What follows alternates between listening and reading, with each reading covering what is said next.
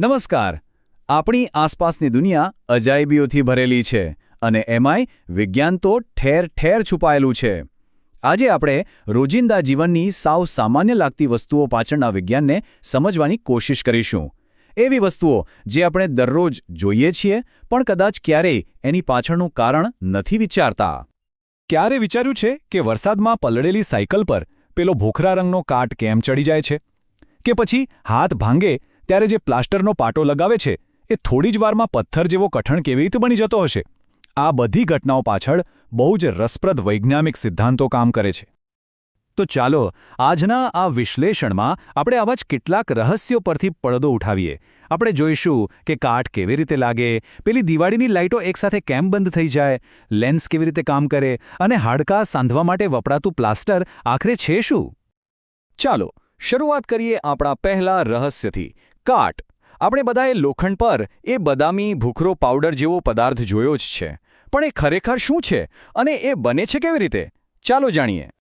વિજ્ઞાનની ભાષામાં આ પ્રક્રિયાને ક્ષારણ કહે છે. એકદમ સાદા શબ્દોમાં કહીએ તો જ્યારે કોઈ ધાતુ એની આસપાસના વાતાવરણમાં રહેલા ભેજ અને હવાના સંપર્કમાં આવે ને ત્યારે એ ધીમે ધીમે ખવાવા લાગે છે. લોખંડ પર કાટ લાગવો એ આ ક્ષારણનું સૌથી સામાન્ય ઉદાહરણ છે. તો સવાલ એ છે કે લોખંડને કાટ લાગવા માટે ખરેખર જોઈએ શું? શું ખાલી પાણીથી કામ ચાલી જાય કે પછી ખાલી હવાથી? આ સમજવા માટે એક બહુ જ સરળ પ્રયોગ જોઈએ. અહીં આપણી પાસે 3 કસનળીઓ છે. જુઓ, પહેલી એટલે કે કસનળી એમાં ખીલીને પાણી અને હવા બંને મળે છે. કસનળી બીમાં ખીલી ફક્ત પાણીમાં છે અને હવા અંદર ન જાય એ માટે ઉપર તેલનું એક પડ બનાવી દીધું છે. અને છેલ્લે કસનળી સીમાં ખીલી ફક્ત સૂકી હવામાં છે, કારણ કે એમાં રહેલો પદાર્થ બધો ભેજ શોષી લે છે. થોડા દિવસો પછી જે પરિણામ મળ્યું એ એકદમ સ્પષ્ટ હતું. ફક્ત કસનળી એમાં રહેલી ખીલીને જ કાટ લાગ્યો, જ્યાં હવા અને પાણી બંને હાજર હતા. બાકીની બંને કસનળીઓમાં ખીલી જેવી હતી એવી જ રહી, જરા પણ કાટ ન લાગ્યો. આના પરથી એક વાત પાક્કી થઈ ગઈ: લોખંડને કાટ લાગવા માટે હવા અને ભેજ એટલે કે પાણી આ બંનેની હાજરી ફરજિયાત છે. જો બેમાંથી એક પણ ગેરહાજર હોય તો કાટ લાગવાની પ્રક્રિયા થતી જ નથી. અને આ જ સરળ સિદ્ધાંતનો ઉપયોગ કરીને આપણે કાટને રોકીએ છીએ. કેવી રીતે? તો લોખંડની વસ્તુઓ પર રંગ લગાવીને, તેલ કે ગ્રીસ લગાવીને અથવા તેના પર ઝિંક જેવી ધાતુનું પડ ચડાવીને. આ બધી જ રીતોથી આપણે લોખંડને હવા અને પાણીના સીધા સંપર્કથી બચાવીએ છીએ અને કાટને દૂર રાખીએ છીએ. સારું, હવે વીજળીની દુનિયામાં જઈએ. પેલી જૂની દિવાળીની લાઇટો યાદ છે, જેમાં એક બલ્બ ખરાબ થાય ને આખી લાઇટ બંધ થઈ જાય? બસ એની પાછળનું કારણ હતું શ્રેણી જોડાણ. જુઓ, શ્રેણી જોડાણમાં શું થાય કે બધા બલ્બ અથવા અવરોધોને એક પછી એક જ લાઇનમાં જોડવામાં આવે છે. આનો સીધો મતલબ એ છે કે વીજળીને વહેવા માટે ફક્ત એક જ રસ્તો મળે છે, એટલે વીજળીનો પ્રવાહ દરેક બલ્બમાંથી પસાર થઈને જ આગળ વધે છે. તો પછી આવા સર્કિટમાં કુલ અવરોધની ગણતરી કેવી રીતે થાય? ચાલો સ્ટેપ બાય સ્ટેપ સમજીએ. સૌથી પહેલી વાત, આખા સર્કિટનો જે કુલ વોલ્ટેજ છે એ દરેક બલ્બ પરના વોલ્ટેજનો સીધો સરવાળો હોય છે. હવે અહીં ભૌતિકશાસ્ત્રનો એક ખૂબ જ મૂળભૂત નિયમ કામ આવે છે, જે છે ઓહમનો નિયમ. એ નિયમ કહે છે કે વોલ્ટેજ V એટલે વિદ્યુત પ્રવાહ I અને અવરોધ R નો ગુણાકાર.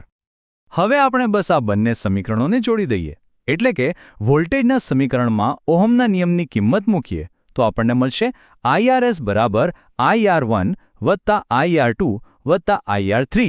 અહીં Sનો અર્થ છે શ્રેણી એટલે કે સિરીઝ. અને શ્રેણી જોડાણની સૌથી ખાસ વાત એ છે કે વિદ્યુત પ્રવાહ એટલે કે I આખા સર્કિટમાં એક સરખો જ રહે છે, એટલે આપણે એને સમીકરણની બંને બાજુથી કાઢી શકીએ છીએ. અને આમ આપણને અંતિમ સૂત્ર મળે છે કુલ અવરોધ RS બરાબર દરેક અવરોધનો સરવાળો. આનો સીધો અર્થ એ થયો કે શ્રેણી જોડાણમાં કુલ અવરોધ હંમેશા કોઈ પણ એક અવરોધ કરતાં પણ વધારે હોય છે. અને બસ આ જ કારણ છે કે જો એક બલ્બ પણ ઉડી જાય તો એ આખો રસ્તો તોડી નાખે છે, પ્રવાહ અટકી જાય છે અને આખી લાઇટ બંધ. ચાલો હવે પ્રકાશના જાદુની વાત કરીએ. બહિર્ગોળ લેન્સ જે આપણને બિલોરી કાચ કે પછી કેમેરામાં જોવા મળે છે એ આખરે પ્રતિબિંબ બનાવે છે કેવી રીતે? ચાલો એના 2 મુખ્ય કિસ્સાઓ પર નજર કરીએ. પહેલો કિસ્સો, જ્યારે વસ્તુ ખૂબ જ દૂર એટલે કે અનંત અંતરે હોય, જેમ કે સૂર્ય, ત્યારે બહિર્ગોળ લેન્સ એના પ્રકાશના કિરણોને એક જ બિંદુ પર ભેગા કરે છે, જેને મુખ્ય કેન્દ્ર F2 કહેવાય છે.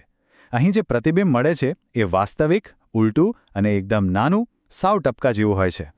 હવે બીજો કિસ્સો, જ્યારે વસ્તુને 2F1 થી થોડે દૂર મૂકવામાં આવે, ત્યારે એનું પ્રતિબિંબ લેન્સની બીજી બાજુ F2 અને 2F2ની વચ્ચે રચાય છે. આ પ્રતિબિંબ પણ વાસ્તવિક અને ઉલટું જ હોય છે, પણ એનું કદ મૂળ વસ્તુ કરતાં નાનું હોય છે. અને હવે રસાયણશાસ્ત્રને દવા સાથે જોડીએ. જ્યારે કોઈનું હાડકું તૂટે ત્યારે ડૉક્ટર જે પ્લાસ્ટરનો પાટો લગાવે છે એ ખરેખર કેવી રીતે કામ કરતું હશે? એની પાછળનું રસાયણ શું છે? આ બધો કમાલ છે પ્લાસ્ટર ઓફ પેરિસ એટલે કે POPનો. તે જીપ્સમ નામના એક કુદરતી ખનિજમાંથી બને છે. જ્યારે જીપ્સમને ચોક્કસ 373 કેલ્વિન તાપમાન પર ગરમ કરવામાં આવે ત્યારે એ પોતાના પાણીના કેટલાક અણુઓ ગુમાવી દે છે અને એક સફેદ પાવડરમાં ફેરવાઈ જાય છે. અને ખરી મજા તો હવે આવે છે.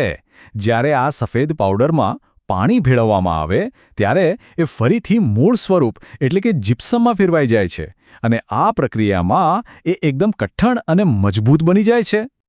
બસ આ જ ગુણધર્મને કારણે તે તૂટેલા હાડકાને પોતાની જગ્યાએ સ્થિર રાખવા માટે એકદમ પરફેક્ટ છે.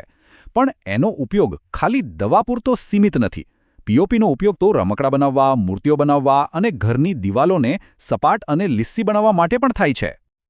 તો આપણે જોયું ને કે કાટ લાગવાથી લઈને વીજળીના પ્રવાહ સુધી અને તૂટેલા હાડકાને સાંધવાથી લઈને પ્રકાશના ખેલ સુધી વિજ્ઞાન ફક્ત ચોપડીઓમાં નથી, એ તો આપણી ચારે બાજુ આપણી રોજિંદી જિંદગીમાં જ વણાયેલું છે. એટલે હવે પછી જ્યારે કોઈ સામાન્ય વસ્તુ પણ જોવા મળે ત્યારે એક ક્ષણ માટે અટકીને વિચારજો કે આવું કેમ થતું હશે. કદાચ કોઈક નવા જ્ઞાનનો દરવાજો ખુલી જાય. તો હવે સવાલ એ છે કે આપણી આસપાસ બીજું કયું વિજ્ઞાન છુપાયેલું છે જેની શોધ થવાની બાકી છે?